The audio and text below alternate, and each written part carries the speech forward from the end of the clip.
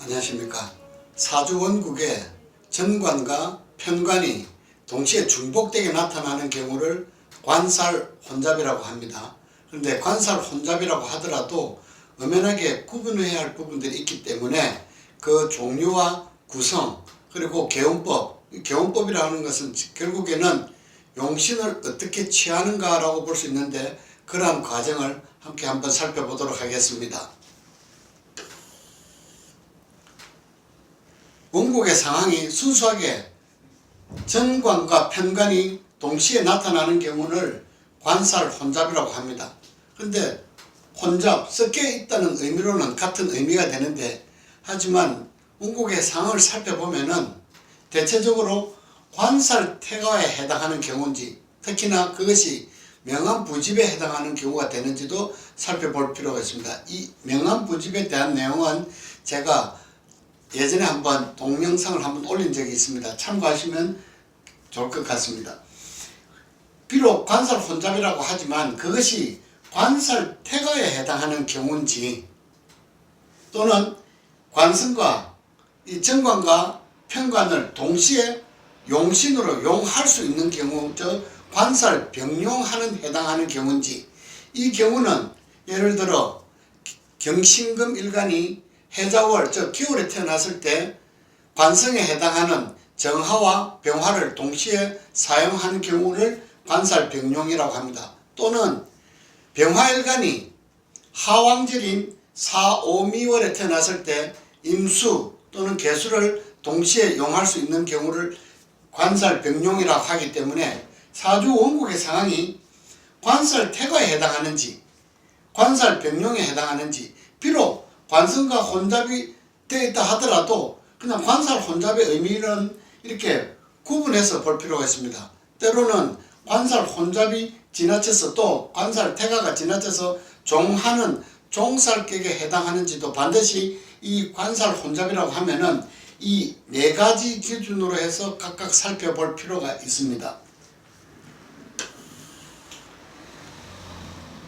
고서에는 관살혼잡이 됐을 때, 즉 이 문제가 해결이 됐을 때는 아주 귀격사주라고도 많이 이야기하고 있습니다. 이 귀격이 되기 위해서는 어떤 조건이 갖춰야 되는지, 물론 이것 또한 조건이 갖춘다면 충분히 귀격으로 이루어질 수 있는 경우라고 볼 수가 있습니다. 그런데 관살혼잡이라고 하면은 부정적이고 뭔가 편견적인 시선들을 많이 갖는 게, 뭔가 여러 번 결혼한다, 특히 여자 사주에서 관살이 혼잡한 경우는 이렇게 보는 경우도 있습니다. 그리고 뭔가 관계가 복잡한 이성의 관계인지 사회에서 관계인지 여러 분야에서 복잡하고 어려움이 나타나는 경우인지, 이렇게 부정적인 부분들을 많이 이미지를 이렇게 관살혼잡에 가지고 있습니다. 하지만 이런 관살혼잡이 어떻게 이루어졌느냐에 따라서 진정한 관살혼잡인지 관살태가인지 관살병용하는 경우인지 또는 종살하는 경우인지에 따라서 이러한 부분들은 반드시 살펴서 판단해야 할 부분이라고 봅니다. 개운법이라고도 합니다. 관살혼잡됐을 때 어떻게 할 수 있느냐, 그것을 뭔가 섞여 있다는 말은 탁하다는 의미가 있기 때문에 이럴 때는 뭔가 징탁부청이라고도 하는데, 뭔가 탁한 것을 없애고 맑은 것을 남긴다는 의미입니다. 그 세 가지 방법으로는 거관 또는 합관, 관성을 극제하거나 아니면은 관성을 합하고 그리고 오로지 하나를 남기는 거, 유살. 그러니까 두 개가 있으니 하나를 없애고 하나를 남기는데, 그것이 살을 남기느냐, 즉 편관을 남길 것이냐 정관을 남기는 것이냐에 따라서 거관유살 또는 거살 유관이라고도 합니다. 이 방법 외에도 또는 이 관성을, 왕성한 관성을 인화하는 방법, 이 세 가지의 방법에 따라서 사주 원국의 상황에 따라서는 이 세 가지 방법 가운데 어떻게 용을 취할 수 있느냐로서 그 사주 원국의 상황을 판단할 수가 있습니다. 비록 관살이 혼잡되어 있으나 이런 세 가지 방법으로 해결할 수 없다면 오히려 관성이 태가한 것으로서 사주 주인공에게 불리하게 나타나는 경우라고 할 수가 있겠습니다. 사주 명조를 한번 살펴보도록 하겠습니다. 무토일간이 4월에 태어났습니다. 그런데 정관과 편관이 동시에 이렇게 투출해 있는 모습입니다. 이 경우를 관살 혼잡이라고 할 수가 있습니다. 그런데 편관은 투출한 겁재와 합거된 상태입니다. 그러니 거살, 유관, 그러니까 편관은 합이 되어버렸고, 그러니까 남은 것은 오로지 정관만 남은 상태입니다. 정관 또한 자기 일지에 묘목을 두고 있고 또한 자수로부터 생조를 받고 있기 때문에 이 경우라고 하면은 탁한 관성을 하나를 없애고 하나를 남겼기 때문에 귀함을 얻을 수 있는 경우라고 볼 수가 있겠습니다. 그러니 이 경우라고 하면은 거탁, 유청, 탁한 것을 없애고 맑은 것을 남겼기 때문에 이 경우라고 하면은 귀함이 나타나는 경우라고 할 수가 있겠습니다. 곧 귀함이라는 것은 사주 주인공이 누려가는 어떤 삶의 환경이라고도 할 수가 있겠습니다. 다음 명조는 간목일간이 진월에 태어났는데 마찬가지로 정관과 편관이 동시에 이렇게 투출해 있는 모습입니다. 관살 혼잡이 되어 있는 모습입니다. 그런데 겁재 을목이 투출해서 편관과의 합거를 이루고 오로지 남은 것은 정관이 남았으니 이 경우도 합살 유관이라고도 할 수 있는데, 자, 편관은 없애고 정관을 남겼습니다. 그렇다면 이 경우도 마찬가지로 귀함을 얻어갈 수 있을 거냐라고 그렇게 판단하게 된다면은, 하지만 이 경우는 살펴보건대 행운이 이미 금은 진토에 자수에 이렇게 설기를 되어 있는 모습이기 때문에 관성의 쓰임새가 약해진 모습입니다. 오로지 이 경우라고 하면은 미토 속에 있는 정화를 꺼내서 인출할 수 있는 시기에 발복이 나타나게 되는데, 정화 또한 자수에 의해서 지지의 왕성한 수에 의해서 이미 손상을 입고 있는 것이 조금 아쉽습니다. 그러므로 이 경우라고 하면은 앞에 명조에 비해서 귀함이 나타나는 것이 나타난다 할지라도 조금 부족하다. 그리고 앞에 명조 같은 경우에는 재성과 관성 운에 이르렀을 때 귀함이 크게 나타난다고 하겠지만은, 이 경우는 재성이나 관성 운에서 나타나는 것이 아니고 오히려 식상 운에서 귀함이 나타나는 경우라고 할 수가 있겠습니다. 이 경우라고 하면은 병화일간이 자월에 태어나서 정관과 편관이 이렇게 혼잡되게 이렇게 투출한 모습입니다. 하지만 이 경우는 관살 혼잡이라기보다는, 물론 관살 혼잡이란 말은 공용적으로 사용할 수 있는 겁니다. 어째도 관성과 정관이 동시에 나타나기 있기 때문에 관살 혼잡이라고 할 수 있으나, 제가 처음에 말씀드린 바와 같이 비록 관살 혼잡이라 하더라도 구분해 볼 필요가 있는데, 이 명조 같은 경우에는 오히려 관살 태과, 즉 관성과 이 정관과 편관의 기세가 너무 지나치다는 의미입니다. 이럴 경우라면은 이 관성을 뭔가 없애고 하나를 남기는 방법 또는 인화하는 방법을 찾아야 된다 했는데, 이 경우라고 하면은 일지, 인목이 왕성한 수를 인화해서 다시 일간을 생조할 수 있기 때문에 이 경우는 인화함으로 인해서 왕성한 관성을 일간이 다 자기 편으로 가져올 수 있기 때문에, 마찬가지로 이 경우라 하면은 이 경우에도 뭔가 정관과 편관에 대한 이 부분만 사주 주인공이 하나만 해결할 수 있다면은 마찬가지로 귀함을 얻어갈 수 있는데, 이 경우는 행운이 향하는 시기가 인성에 해당하는 목기에서 가장 크게 기가 나타나는 것이고, 다음으로 화운에서 나타나게 되는데, 즉 부의 의미보다는 귀함의 의미가 조금 더 강한 사주명조라고 할 수가 있겠습니다. 다음은 병화일간이 4월, 즉 록지에 태어났습니다.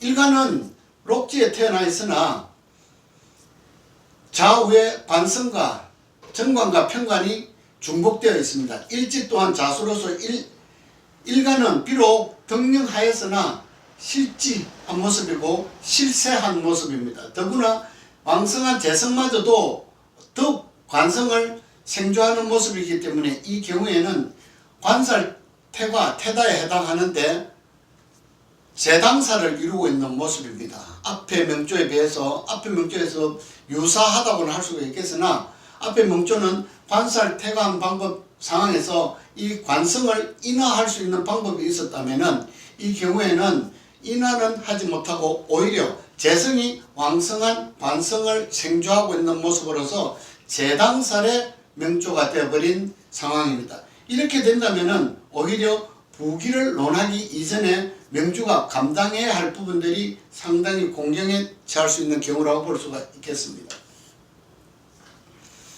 다음은 개수일간이 축월에 태어났습니다.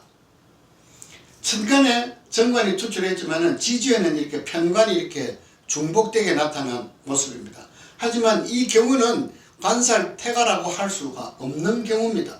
오히려 이 편관은 일관과 관성이 동전 같이 뿌리를 쓰고 있는데, 뿌리를 쓰고 있으나 축토에 소장되어 있는 개신기가 모두 한냉한 시절을 만났기 때문에 오히려 이 경우에는 관성 또한 무능하게 된 경우입니다. 오로지 인목 속에 있는 병화를 인출할 수 있는 시기에 뭔가 귀함이나 부함을 살펴야 할 부분이 되겠습니다. 그러니 이 경우라고 하면은 관살 혼잡이라고 볼 수 없는 경우입니다. 다음은 임수일간이 수월에 태어났습니다. 편관입니다. 그런데 천간에 편관마저도 이렇게 투출한 모습이기 때문에 일간으로서는 편관의 극제를 받고 있는 상황입니다. 또한 시지에는 정관 미토까지 있습니다. 편관의 입장에서는 재성까지 생조하는 모습입니다. 더욱더 일간은 공경에 처한 상황인데, 일간은 자신의 뿌리가 신금이 장생지로서 일간을 생조하고 있는 용신의 역할을 하고 있기 때문에 이 경우는 마찬가지 용신이, 즉 금을 용해서 왕성한 토를 설계해서 일간을 생조하는 이런 경우로 바뀌기 때문에 이 경우도 마찬가지 관살이 왕성한 경우인데, 인성이 있음으로 인해서 관살을 인화할 수 있는 경우가 되었습니다. 그러니 이 경우는 금운에서 부가 크게 나타나는 것이고 수운에서 뭔가 유지할 수 있는 것들이 있을 것을 봅니다. 이 경우도 마찬가지 경금일간이 6월, 즉 왕지에 태어났습니다. 양인이라 하기도 하고 급제가 되는데, 일간은 덕력한 상태입니다. 좌우에 편인이 있어서 일간을 생조하고 있는 모습인데, 하지만 정관과 평안이 관살이 혼잡하게 나타나는 모습입니다. 이 경우라고 하면은 이 경우는 관살 혼잡이라고 할 수 있습니다. 일간이 덕령은 한 상태지만 마찬가지로 정관 또한 정관과 편관마저도 지지에 뿌리를 왕성하게 두고 있기 때문에 일주와 관성이 뭔가 대등한 모습입니다. 서로 세력을 다툴 수 있는 부분인데, 다행인 것은 이 경우에는 진토가 있음으로 인해서 진토는 왕성한 화를 설계해서 다시 일간으로 이어지는 상호 유정하게 해주는 역할이 되기 때문에 이 경우라고 하면은 오히려 누려야 할 것들이 수가 나타나지 않음으로 인해서 이 명조는 귀함은 누리는 것은 있으나 부함을 누리는 데는 귀함보다는 조금 작은 경우라고 할 수가 있겠습니다. 다음 명조는 임수일간이 미월에 태어났는데 천간에 편관과 정관이 이렇게 중복되어 있는 모습입니다. 이 명조는 앞에서 한번 말씀드린 경우와 같습니다. 관살 태과한 경우인데 인성이 있음으로 인해서 인성이 설계하여 오히려 일간을 부조하는 모습이 되어서 이 경우는 인화하는 것을 용신으로 쓸 수 있기 때문에 이 경우도 마찬가지 인성운에서 귀함을 누려가는데, 아쉬운 것은 목을 쓸 수 없다는 것이 있기 때문에 부함을 얻기에는 조금 부족한 경우라고 볼 수가 있겠습니다.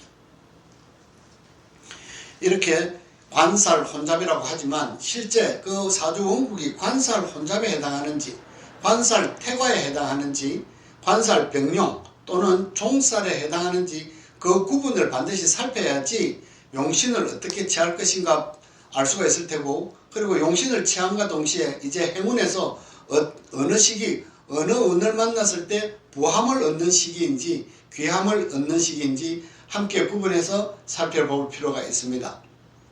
감사합니다.